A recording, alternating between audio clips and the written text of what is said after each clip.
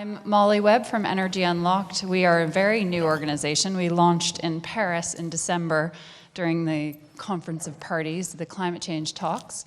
Our mission is to accelerate energy system transformation, so very relevant to what we're talking about today. And I work with startups, with innovators, and link them to policy and shaping market conditions around them with market challenges and other things we can talk about.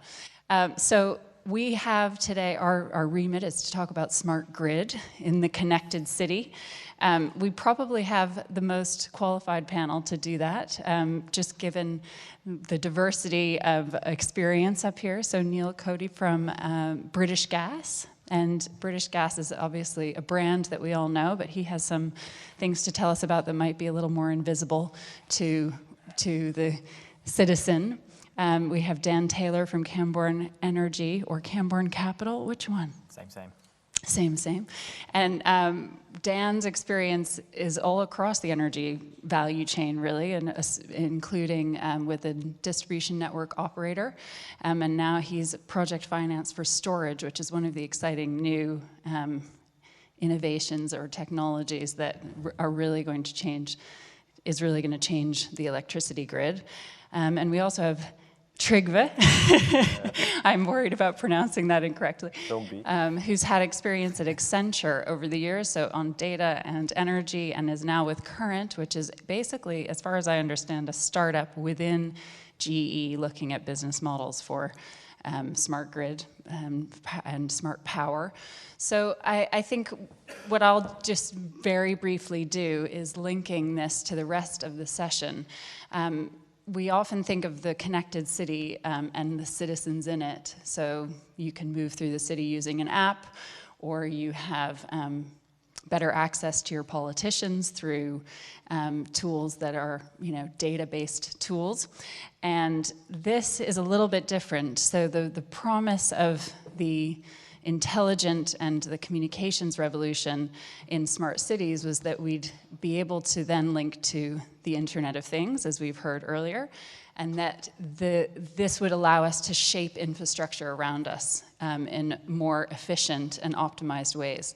And I think with the IT deployments, the Internet of Things happening, it's still in its nascent stage, I'd say, but it is happening. And also the sort of concurrent or converging technology and materials developments, the hardware developments, especially in storage.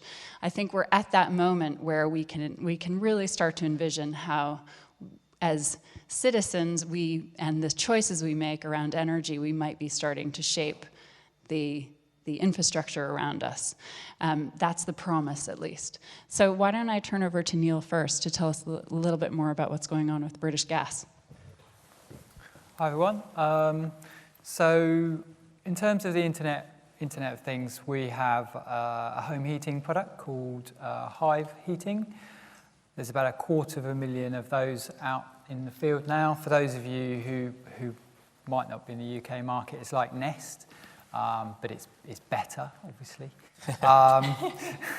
And also we've chosen to go early with smart metering in the UK as a company. We've got about 2 million smart meters out there now. So we're quite familiar with some of the both the opportunities and the challenges that brings from an operational point of view. But I'd like to think that we're starting to get past how we put the devices on the wall and really beginning to think about what can we do with the data and what use cases are starting to open up now that we're getting the smart meter data in. Great. Do you want to say anything about was it 250,000, did you say, people with access to heating controls? Yeah. Okay. Yeah. So what that does, it gives them a little app, basically, and we're gradually improving the app, so now you can say, I'd like my home at a certain temperature by 8 o'clock in the morning, and it will then go away and work out when to turn your heating on to do that, based on the history and the thermal kind of capacity of your house and all that kind of stuff. So there's some quite neat machine learning behind that. We've got a bunch of data scientists looking at the data that's coming in there, and we're sort of looking at other use cases to sort of develop what we're seeing come in from customers' homes. And what would that help you do as a company that might be more efficient or lower bills for customers? Is it just about them changing their behavior, or is there some optimization that you can do on your side? In the short term, with the UK energy market the way it is, it's primarily about changing energy behaviours, and we've got a product that I started 4 years ago, which is it took a while to get out there, as is the way with utilities, but it's been out there about 2 years now, called My Energy, that tells you, okay, you've spent 60% of your bill this month is on heating, 20% on lighting, that kind of thing, and some tips and advice. But in the long term, we're looking at things like demand side response. We have a company that's doing that in the industrial space. And I'm looking at, does that make sense in the retail space, in the domestic space at the moment? And the finances of that don't really stack up right now, but in the future they might do. Do you incentivise customers? How would you incentivise customers involved? Presumably you've got a specific demographic of people that would be keen on managing their house. We do. Innovators. So the incentive at the moment is that they save money on their bill. We are going to launch a product very soon. I'm not at liberty to say exactly what, but it's a time of use product. Okay. There's a time of use product coming soon that will encourage customers to use energy at a particular time rather than another time, and that's the very beginnings of that whole incentive piece around sort of. Does everyone know what demand side response is and familiar with this term? So one of the, I don't know if you do or not, but raising hands. So one of the main challenges with electricity at the moment, and probably heat as well, is there are peaks and troughs. And at certain times of day, we all want to turn on the lights and consume electricity, and those are the times when it gets most expensive, and also when we fire up backup peaking plants and things, which are also the most inefficient from a climate change perspective. So the promise of intelligence on the electricity grid is really to be able to create an opportunity to smooth out those peaks if there's incentives for us not to consume at that sort of 4 to 7 p.m. period. And that could be end residential customers or large industrial customers. So it sounds like the promise of having better information in your home is that then you'd be able to actually say, oh, I'm happy to consume power when it's cheap, when it's being generated by wind or solar, and I'm happy to go out or out to dinner or go to a film if that's less energy consuming than consume in my home during that peak time. So that's the kind of definition. I guess it's also... And I'll turn over to Dan now. I was just going to put my tuppence in there. Go in. I guess it's also about managing those peaks in the future, because there's lots of intermittency now. We don't really know what it's going to look like in 5 years, let alone in 12 months. If we start removing more and more power plant, we're going to have, at the top level, we're going to have loads of intermittency anyway. And as consumers become more savvy with their super-duper kit from BG and the likes, then I guess those peaks could be lunchtime, when at the moment we're looking at a trough. So tell us more about other ways to manage those peaks and the intermittency, Dan. So I guess at a grid scale level, there's using things like storage. I'm obviously biased towards that, so we can manage the system a bit more dynamically, a bit more reactively, as opposed to just switching on the peaking plant that Moni refers to. I guess from a residential point of view, we don't really know how people are going to react, in my opinion. You guys have got a lot more exposure to it. But some of the numbers you mentioned around people responding to their app and managing their home automatically, that's only going to increase, right? Yeah. So the level of reactiveness on a electricity grid or a heat grid is going to be pretty much second to second, as opposed to we know what it's going to look like in winter, we know what it's going to do in summer, we know how consumers are going to respond at lighting up time in the winter. Whereas now, it could change quite quickly, I guess. So the big game changer, in my view, in the last 6 to 12 months has been the cost, well, the massive increases in deployments of storage. whether that's battery storage or other types in the US and the UK in some places. It's not, I don't know if the percentages are quite the same in the UK as they are in the US. Not quite. Not really. There's a lot of talk. Yes, and this also is sort of aligned with electric vehicle deployments and the excitement about potentially using mobile storage, which is electricity, the batteries in electric vehicles, in order to plug in and avoid those peaks or help smooth out the grid as well, the electricity loads as well. So I think storage is much talked about and really exciting. It allows us to kind of do what you do when you put petrol in your tank. You save it until you need to use that energy. It's inventorying energy. And it's a new capability that we never really thought about. We didn't design our markets to do it. So what's happening, Dan? Storage. Well, everything's happening in storage at the moment. The value's in flexibility, so whether that's using your electric vehicle to manage your house a bit more dynamically or benefit from time of use tariffs. So, I don't know, put your house onto your EV at 4 o'clock if you're getting a better deal. The value is all around having flexible response. And historically, that has been used through gas power stations at a larger scale. But as that kind of granularity filters down to the consumer, having more and more flexibility, more and more reliable flexibility, whether it is in dozens and dozens of batteries on a grid scale or a domestic scale, or large fleets of hydro, then it's only going to be a good thing. The removal of large power plants means we lose a lot of inertia and a lot of reliability, and the uncertainty around things like Hinkley Point and nuclear, will it, won't it, means that we need to have that flexibility sooner rather than later. But in terms of percentages, we're nowhere near the States now. There's a huge amount of talk around storage in the UK at the moment, and the actual deployment of capital, I think, is probably a little bit lower than we would expect. Do you know how the city in particular fits into this?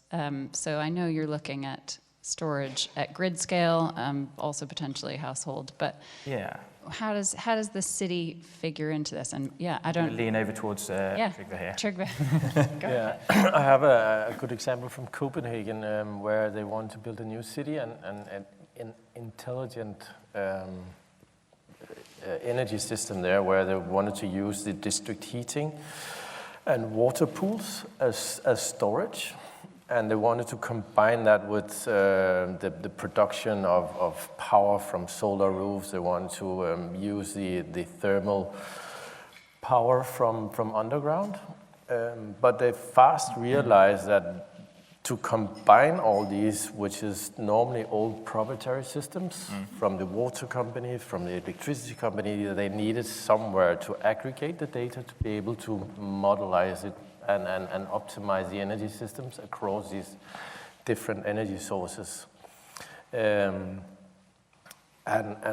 the other thing, as you also mentioned, that was to incentivize the users to actually benefit from this data and monetize it. So what they wanted to do there was to build they called it an energy data hub, where they could use all this data not for themselves, but grow an economic system or startup system where others could start building those interesting applications and services that could really optimize and lower the energy consumption in this part of the town. And that leads to where GE is trying to find a sweet spot with their new platform, is to basically having the heritage of having sensors, but also using those sensors across different sectors. Yeah. And then have third parties that could be startups or people like you having access to that data and be able to monetize from it, because the data will be some kind of new currency. But the challenge is that nobody has yet developed a platform where you can actually get revenue out of data pools or stuff like that. And that is like the vision of GE, to not necessarily to be experts in the different business models and how to apply these data sets, as we've seen some good examples, but rather using our energy to build the infrastructure, so the physical and digital infrastructure to enable that. So that's the focus of Current today. I worked with Accenture on a information marketplaces report where we were trying to describe the vision for this in 2011. And the Future Cities Catapult, which some of you may know in this country, is very much interested in integration, because integration between these disparate systems and sectors seems to be the area where the most benefit, environmental, carbon emissions, convenience, better quality of life would come from. Everything from being able to dig up the road once to address multiple utility systems, to having someone be able to move between their building and the streets and a public transport environment, and have that journey be linked up. So I think at the moment we see a lot more in individual silos, because that's the easy, if you have to create a business model or you have to create a case, a use case, that's the easiest way to do it at the moment. So what you're talking about sounds like the next frontier that hasn't necessarily been figured out yet. No, I think we're building the infrastructure, and then we're having some, like you said, some narrow examples of where we are applying that. I think there was another example where we are using our lighting industry, where we're putting intelligent fixtures with cameras and sensors and stuff like that.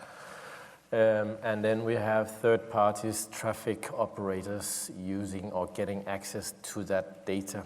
But we are like facilitating the application of the physical and the digital infrastructure for others to develop their business on top of and then monetize from that. So we are trying to be enablers for these new markets.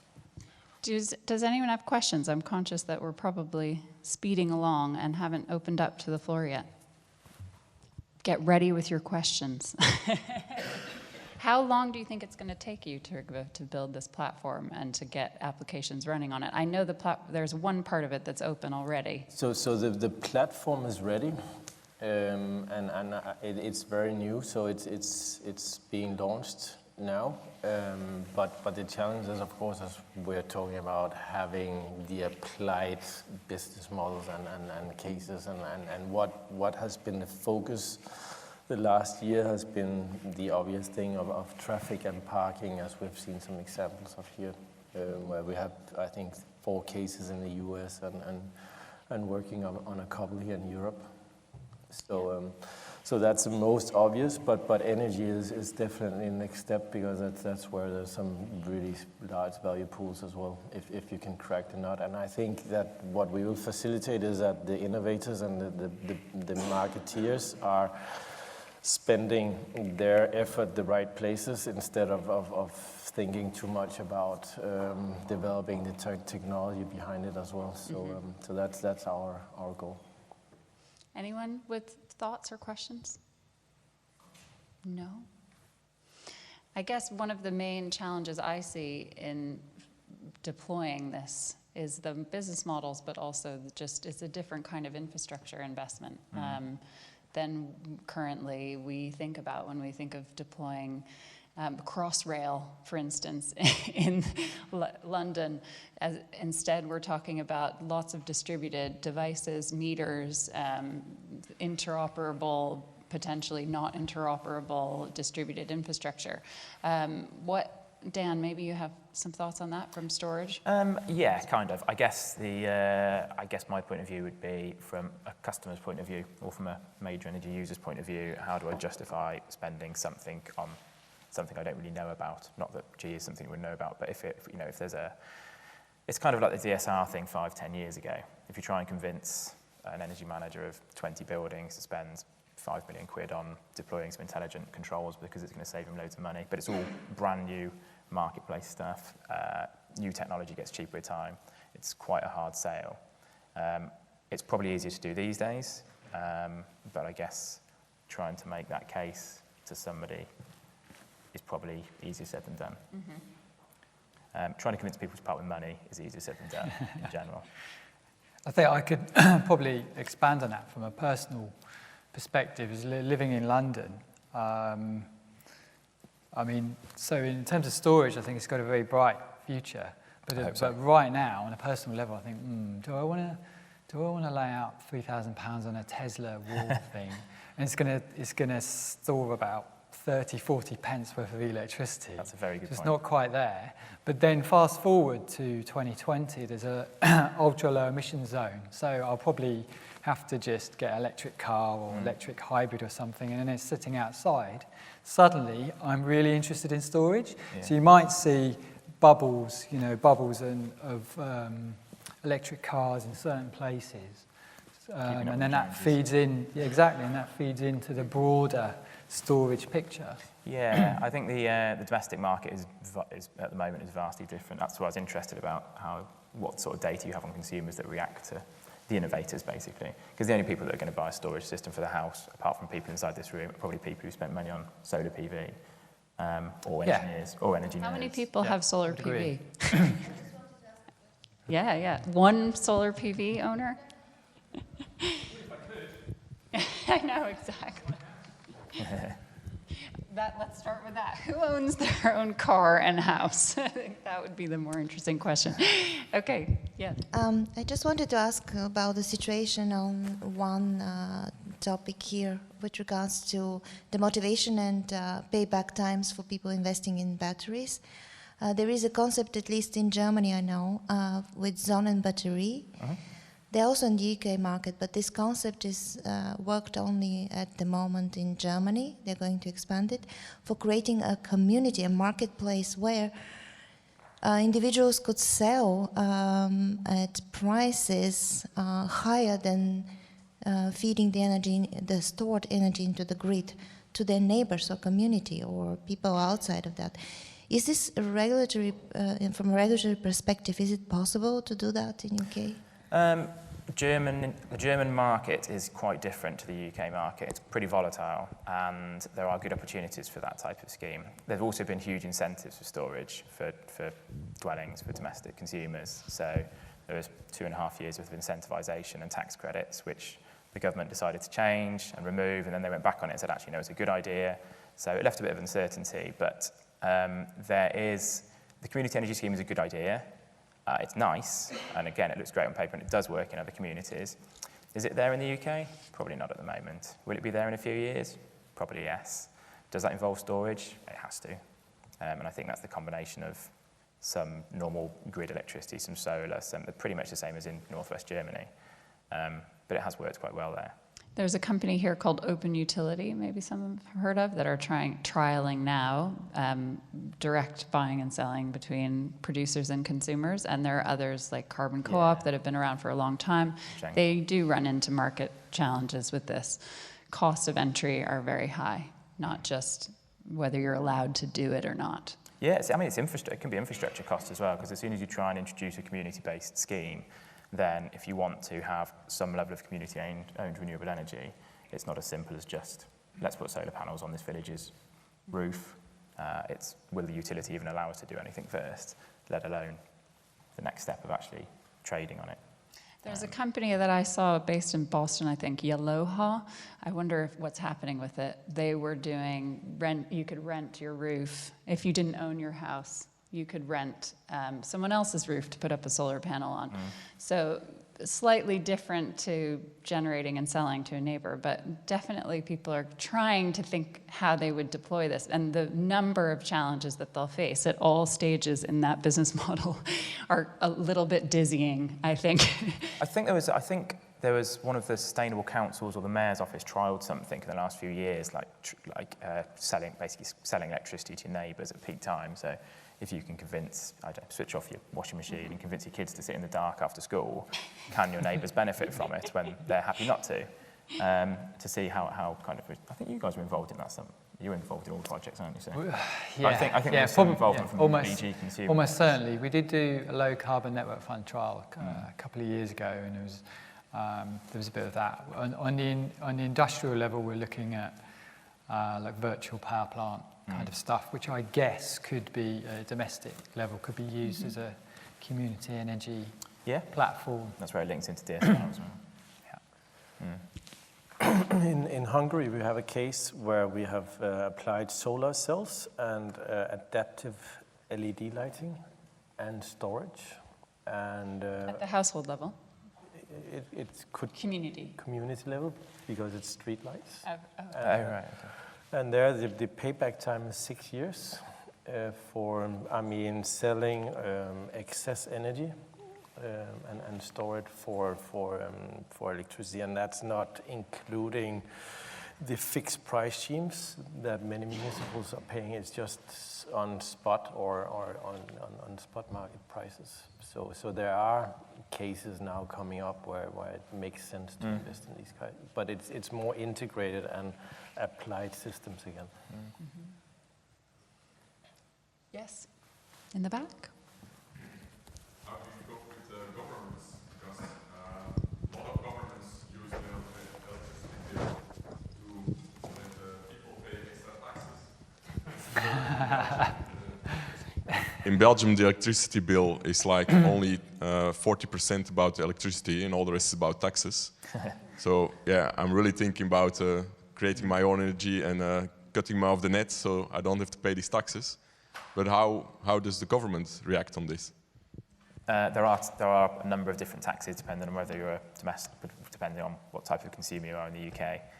The bills are made up of about 18 different areas, most of which are pretty transparent for a major energy user, and they can be incentivised to avoid some taxes like climate change levy, I think it is, by being more carbon friendly.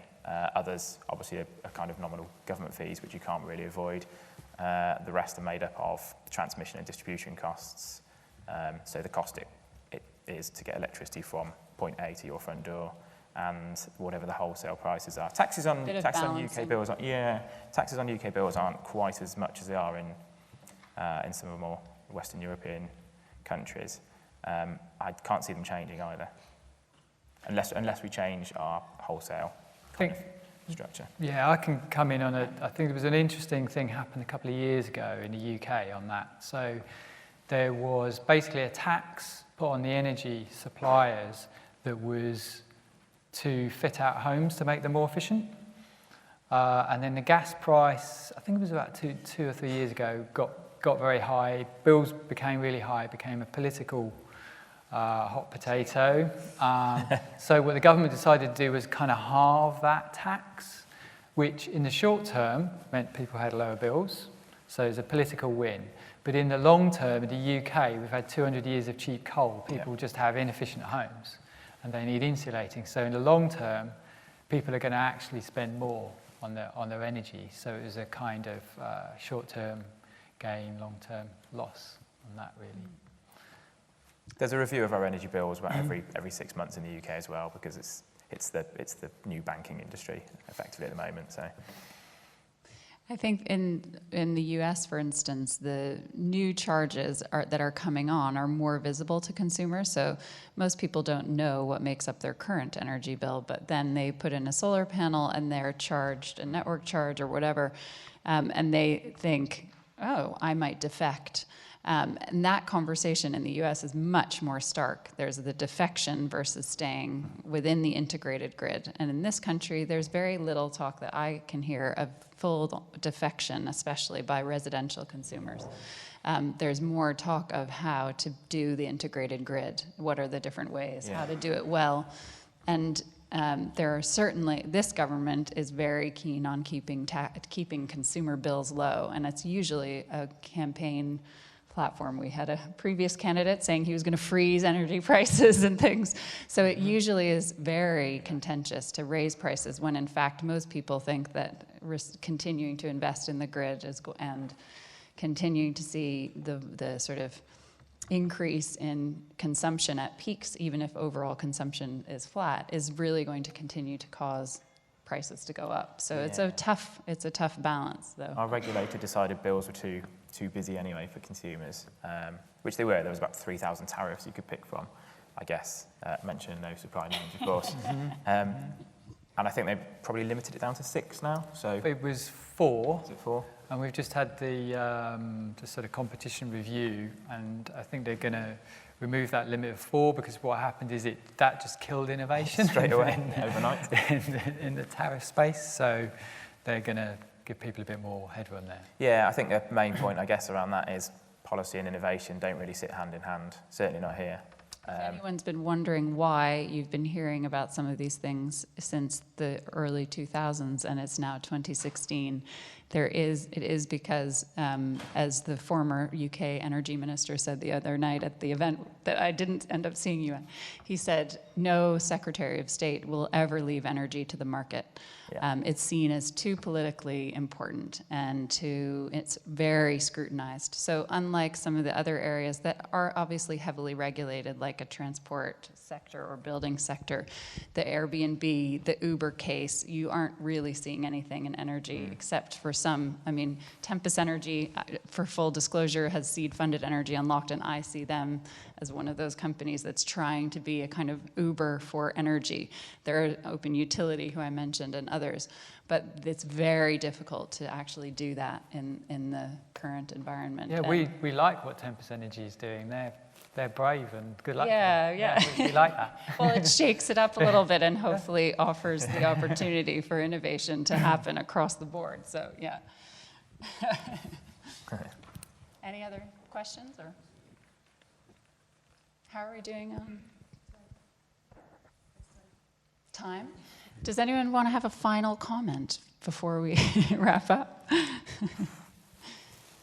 Start at the end. Watch this space. Buys me 30 seconds. I think from my experience, I've seen a lot of good thoughts and innovations, and I think what we're seeing now is that the industrial design and the service design is getting into this digital space to really understand the business cases from the users. So I mean, not only from a technology thought perspective, but really try to understand the users, the day in a life of a user, understand the needs, wants, and motivations in their different tasks in the life, and that goes from the industrial, but it also goes to the consumers. And I think that's where more effort should be spent instead of trying to figure everything out from a technology point of view. I think that's the next step, but if we can use our energy more on focusing on the needs in the market, I think we can speed up the evolution. Yeah, I'm inclined to agree as well. Two things. One is I think there's loads of super duper activity happening in this room, happening all over the world, of course. I think we probably do need to focus a little bit in the UK about, we use the word smart grids, and basically it means everything. We do need to have a more intelligent energy system in the UK, and it doesn't just mean electricity, it means heat as well. We've got stacks of opportunity and stacks of flexibility in our existing system to use.